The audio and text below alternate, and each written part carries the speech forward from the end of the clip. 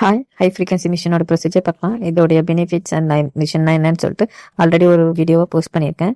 First step பார்த்தீங்கன்னா cleanse பண்ணணும். Next step பார்த்தீங்கன்னா ஸ்க்ரப் பண்ணணும். தேர்ட் ஸ்டெப் வந்து ஸ்டீமிங்.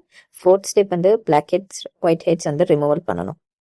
ஃபிஃப்த் ஸ்டெப் பார்த்தீங்கன்னா ஹை ஃப்ரீக்வன்சி ட்ரீட்மெண்ட். நான் வந்து ஃபஸ்ட்டு என்னென்ன எலக்ட்ரோடு இருக்குன்னு சொல்லிட்டு மென்ஷன் பண்ணியிருக்கேன்.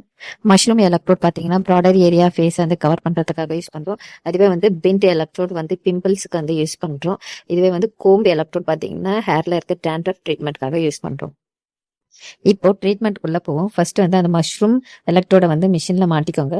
லோ இன்டென்சிட்டியாக இருக்கிற அளவுக்கு வந்து ஆன் பண்ணிக்கிட்டு ஃபேஸில் வந்து டவுன்வர்ட்ஸ் டு அப்வர்டுக்கு எலக்ட்ரோட மூவ் பண்ணுங்க. ஒரு 10 to 15 மினிட்ஸ் மட்டும் மசாஜ் கொடுத்தா போதுமானது.